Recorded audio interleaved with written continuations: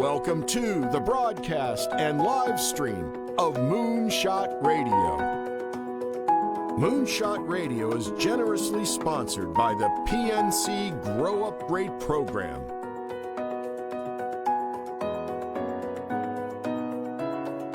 And here's your host, Dr. Nivea Torres. Greetings and welcome to Moonshot Radio, where every moment is an opportunity to learn. I'm your host, Nivea Torres, Executive Director of the Kindergarten Readiness Collaborative, also known as KRC. Our vision is that all children will be ready for kindergarten. We proudly partner with the Moonshot Movement, who is transforming the next generation in Indian River County by having 90% of all students reading on grade level by the third grade. With me today in the studio is Hannah Haite. Hannah is the Executive Director of the Homeless Children's Foundation. Welcome, Hannah. Thank you for having me. Hannah, share with us a little bit about your background and your connection to Indian River County. So my background, I'm actually born and raised here. One of the few that came right back after college. And so after I went to Florida State and got my bachelor's, I started working in homelessness and have found myself here. My bachelor's is in family and child sciences with a focus in education. And I got my master's last year in public administration with a focus in nonprofit management.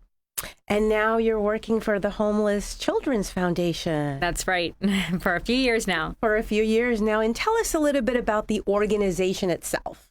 So we started about 4 years ago as a pilot program, and our goal was to create programs during the time that children were not in schools. So this was a very challenging time for homeless families because the children did not have a place to go, and parents couldn't afford programming, and therefore parents couldn't work. And it was a revolving door of how families could get out of homelessness if their children weren't at programs. And so we started the first year with summer camp, and we had about 40 children that were sponsored to attend summer camp. They were children living at a shelter, and it was so successful that we decided to run with it and start creating other programs through other partnerships. So currently this year, we have programs running almost every single day. Wow. And these programs are focused on serving homeless children outside of the school. So it's after school programs, winter break camp, spring break camp, and summer camp. And that's basically the population that you serve. That's your reach here in the county. That's correct. And so we serve 3 areas really of homelessness. The first are our currently homeless. Those are families who are living in shelters, motels, cars, tents, or couch surfing. The second are our previously homeless. And those are families who have been homeless within the past few years, but are still showing signs of at-risk behaviors. And then our third population are at risk of becoming homeless. So families who have not yet fallen into homelessness, but they are showing signs that they may do it soon. And an example of that would be a family who is missing a rent payment constantly, maybe 3 months in a row, has accrued a late fee payment because of those missed rent payments. And now their debt ratio is exceeding their income ratio. And so we see that they may be at risk of eviction unless somebody steps in. Hannah, this is very interesting to me, and I think we should spend some time defining homelessness. We were talking about this before we went on the air, because I think a lot of us have a misconception of what it is. Being homeless is actually seeing someone on the street. And what you're describing here is a little bit different. So I visited your website last night, and you have something that it's really very valuable. You have this section called Imagine, and you have these different scenarios. What are the scenarios that we need to keep in mind when we talk about homelessness? That's completely correct. I think that a lot of people define a homeless person as someone that you just see on the street corner. Mm-hmm. And yes, that is one area of homelessness. But the fact is that there are many different forms of homelessness. And we have to be aware that homelessness comes in many different ways. And we have to provide services to all of those children and all of those families. So on our website, you can see those different scenarios. One goes through, imagine being a couch surfing family. And so that would be a scenario where every day you're waking up and you're sleeping on the floor or on the couch at a family or friend's house, and you're wondering if you're going to be kicked out that day. You're feeling as though you're constantly an inconvenience to your family member. And so, as soon as your child starts to act up, or your child accidentally eats the family's yogurt or something silly, you wonder if that will be the last straw. And so that can be one form of homelessness that you wouldn't see. It's not to the eye. It's not somebody on a street corner. It's someone that could completely fall between the cracks, and nobody would ever know that they are homelessness, but they are incredibly at risk of being right on the street corner with the rest. I think this is powerful for us, and particularly this time of the year, although we should be conscious of it all year round. But we are definitely blessed, and we need to think about those who are least fortunate. And those scenarios that you describe are very raw. The fact that any particular instance or disagreement with a relative or the friend that's housing you might actually lead to eviction that day. You might actually be on the street. Right. And we are very lucky, but to think about it from a homeless family's mind, these parents have to wake up every single day and create a plan for that day. And it's a totally different mindset than the way we live. I know for me, I pay my bills on a month-to-month basis, and I'm not worrying about where I'm putting my head tonight. I know I have a pillow to put it. I know I have food on the dinner plate, and I know I have a roof over my head. It doesn't matter if I call in sick today or anything like that. I know I will be secure. Whereas these families are living in a fight or flight crisis. They are every single day wondering if they will have that pillow. And that's not just for couch surfing families. That can be for a family living at a shelter or a motel as well. Hannah, share with us a little bit about the scenario here in Indian River County. If we were to think about numbers and a data point for us. So numbers can vary depending on who you talk to. Our definition of homelessness is a bit more broad than the standard or HUD definition of homelessness. And HUD is, just for our viewers and our HUD listeners? is the way that the federal, the federal and state level bases all of their decisions on how they will release funding, on organizations who receive federal and state funding. And so many local organizations receive either state or federal funding and therefore have to go by the HUD definition. The HUD definition about 5 years ago, 4 or 5 years ago, included couch surfing families. So that would be that scenario I just went over where it's very unstable and at any day they could move, or maybe they're moving every day from a family's house to a friend's house back to a family's house. And so after that removal, our homeless numbers decreased by almost 50%, which is pretty typical. Based on the research, it shows that any given population in the United States could have up to 50% of their homeless population in a couch surfing position. And so when we removed that part of the definition, less funding will go to those families. And so for organizations who receive that type of funding, they are now tied to really focus on families who are living in tents, cars, motels, and shelters. So not in a couch surfing position. For us, in our definition, because we include that, our numbers are higher. But we truly believe that those families are homeless and that they are just as at risk of not coming out of homelessness than the rest. And so for our county, we have at least 130 homeless children in this year. In January next month, they will do another recount. That's when they do their count every year. But we believe that there are at least twice as much as that number. Oh, wow. And Hannah, do those numbers connect to the school district? Is there a data sharing or at least a partnership that you have with them? We do have a great partnership with the school district of Indian River County. So all of our referrals for these children that we are serving about 300 children annually. And so a lot of those referrals come from the school department. Every school in our county has a homeless liaison, which is an employee who is specifically there for identifying homeless children and making sure that them and their family unit are provided resources. And so many times the homeless liaisons will call us and ask us how we can help that family. Now, for numbers, the school department calls it McKinney-Vento. There's a McKinney-Vento Act. It is a state law, which is part of the homeless liaison and why they're required to have one at every school. And so the homeless children are counted by the school department through McKinney-Vento, and so their numbers may vary from the HUD definition as well, because they could include those couch surfing families. Hannah, before we take a break, is there a number that folks can call if they want more information about the foundation or services for a family that they're concerned about? Absolutely. You can call my number, which is 772-532-1139. And then also our website is hcfirc.com. And we'll repeat that again after the break. Thank you. We're going to take a break to hear from our sponsors, and we will be right back.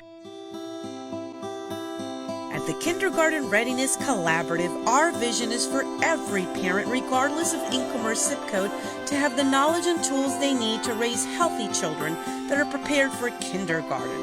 Our mission is to support our partners in developing a high-quality early childhood system that is family-centered.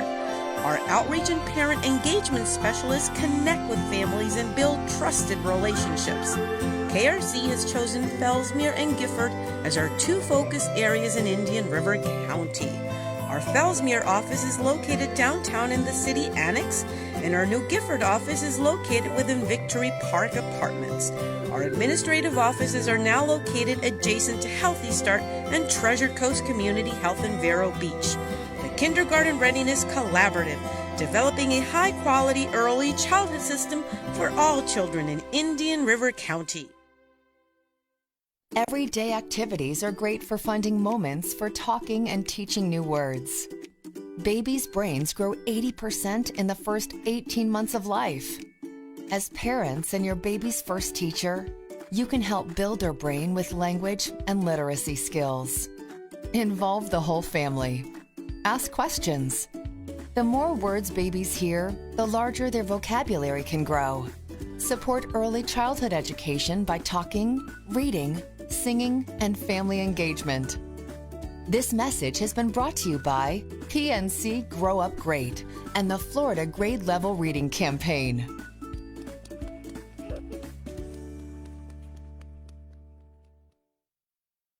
Visit board-certified, fellowship-trained vitreoretinal surgeon Dr. Robert Reinauer at New Vision Eye Center. Vitreoretinal surgery is required to fix many of the diseases of the retina, macula, and vitreous fluid of the eye. Dr. Reinauer's core focus is the surgical care of the retina, including retinal detachments, medical treatment of dry and wet macular degeneration, and diabetic eye care. Your eyesight deserves world-class eye care. Visit newvisioneyecenter.com or call 772-257-8700.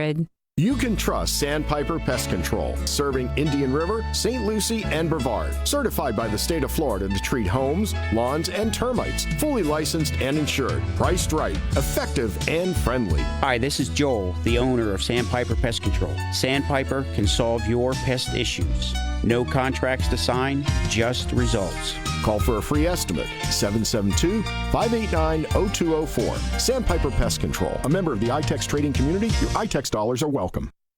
Imagine what we can do together when you lend a helping hand to your community. The United Way of Indian River County is looking for volunteers like you to help with their 2019 through 2020 campaign. United Way volunteers will help with various tasks, including the upcoming major campaign mailings, the volunteer income tax program, and the citizens review process. The United Way of Indian River County currently supports 43 local programs, and they need your help to ensure that everyone's health, education, and financial stability continue to improve throughout our entire community. So it's time for you to step up. You can help them make a real difference right here in your community. Show your love for Indian River County and volunteer today. Call 772-567-8900 or visit UnitedWayIRC.org to volunteer your time. Please call 772-567-8900 or visit UnitedWayIRC.org today. Imagine what we can do when we all live united. We're back to Moonshot Radio, where every moment is an opportunity to learn. I'm your host, Nivea Torres, Executive Director of KRC. And with me today in the studio is Hannah Haite. Hannah is the executive director of the Homeless Children's Foundation. Hannah, I'm so enjoying the conversation with you today. We talked before the air, off the air. This is just really robust dialogue. But I want to share with you and just ask you, because I think this is important for our viewers and our listeners. Right before the break, you gave a number to call. If someone were to call or seek assistance, is this conversation completely confidential? Absolutely. And that is one of our main priorities when we first speak to a family. We understand that it can be hard to identify yourself as either in homelessness or having been in homelessness. And all we want to do is help serve your family. And so we are not looking to identify you to any other program without your permission. We really focus on confidentiality for all of our families. Because as you mentioned earlier, I could conceivably be working and be homeless. And I don't want my employer to know, but I'm seeking some counseling and support from you as an organization. Absolutely. And we've had multiple people who have come to us, partners, in fact, that we work with in the community. And we work with them very closely, and we've had employees come to us and say, I don't want my employer to know. I know you're friends with her, Hannah, but I need to keep this secretive. And that is our priority. We are not here to embarrass or shame anybody. We understand that there are many different reasons you can fall into homelessness, and we're not here to judge. So for our viewers and our listeners, we're going to share the phone number and the website again before we end our show today, but just make sure that it's completely confidential, as you mentioned, Hannah. Hannah, let's talk a little bit about your core programs and the specialty programs in your organization. So our core programs are those programs operating outside of the school. And so that would be our summer camp, our after-school programming, our winter break camp, and our spring break camp. And so throughout these programs, we also offer some special programs.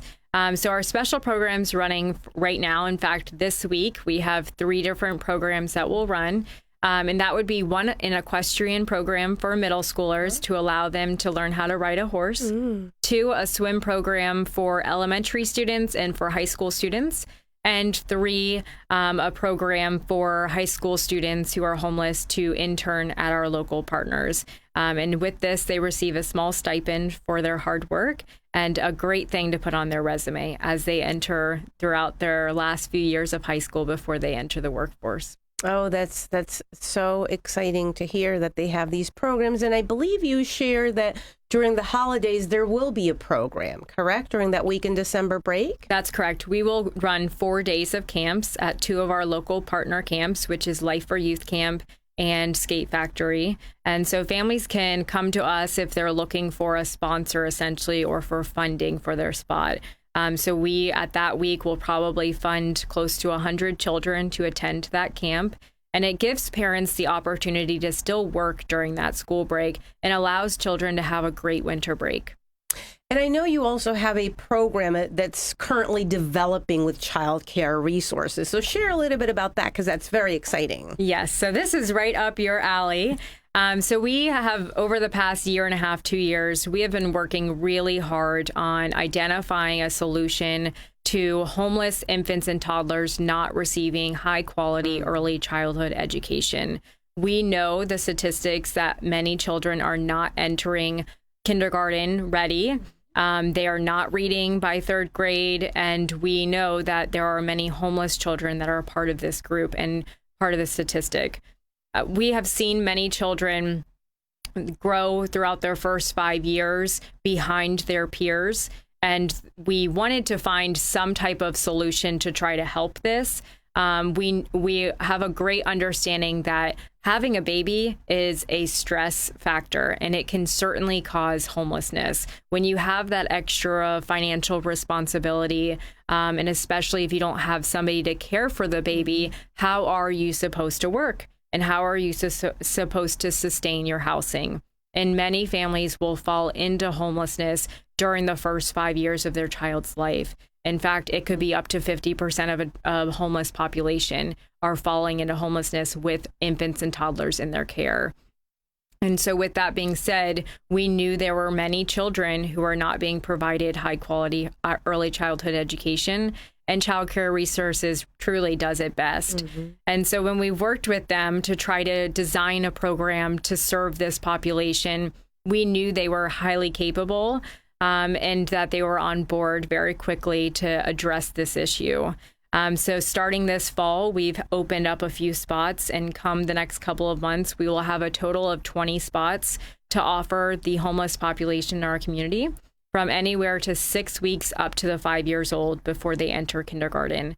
And so we're really looking on addressing the issues with children living in cars, tents, and motels. Those are the three populations that we're serving primarily in this program. And we're also opening up spots for couch surfing families as well. So we're really trying to provide high quality education before they turn 5, because we know that research has shown that 85% of the brain's development happens before they enter kindergarten, and we need to catch them early on to give them the best chance at succeeding in life. This initiative is very exciting to us to hear. I love it. Love hearing about it. Hannah, in this time of giving in December, I want us to share with our viewers and our listeners how they can help and how they can sponsor a child in need. What does sponsorship look like for you? So we obviously take any donation, and we're happy to help our families, whether it's $1 or $1,000. But to really sponsor a child, it takes on average $100 to send a child to camp for 1 week. It takes about $750 to send a child to camp for an entire summer, and it takes $2,000 to send a child to all of our programs throughout the school year. So there are several levels, and again, even $1 is helpful because we were really trying to serve as many children as possible, and we will never turn down a child in need. So we will always make it work, no matter when it is or how last minute the referral came in. We're not going to turn down any homeless child who needs after school program or summer camp programming. And aside from the $100 for sponsorship for summer camp, since it's December, if someone has actual toys or sneakers or clothing to donate for those children, is that something that they can offer to you? Absolutely. So outside of our programming, we offer a few different other things for our families. The first being a kind of a goodie bag of gifts for Christmas. This is for children who are not receiving Christmas presents from a different organization. And so out of the 300 children that we serve, about 50 of those children would wake up on Christmas morning with nothing under their tree. And so we give them usually one pair of brand new sneakers and then 2 or 3 toys to go with it. And this is just from the general community and their generosity. Please reach out to me if anybody would like to sponsor a child. We are just opening the doors for that on Friday, on December 6th, and taking on sponsorships then. The second is a move-in kit that it's essentially the basics for a family who's moving into permanent housing. So oftentimes when a family moves into permanent housing, they end up sleeping on the floor or eating on the floor or watching TV on the floor because they don't have any furniture yet. They cook and clean with products and with pans and pots that are of very bad quality. And so we like to give them things that would otherwise go to a thrift store or straight to the dump. So if you have items that you would like to donate to us, gently used items as you replace things in your home, we will happily accept those as well. Hannah, thank you for joining me today. Happy holidays to you, and thank you for everything that you do for the children of Indian River County. Thank you very much. And until next time, this has been Moonshot Radio, where every moment is an opportunity to learn.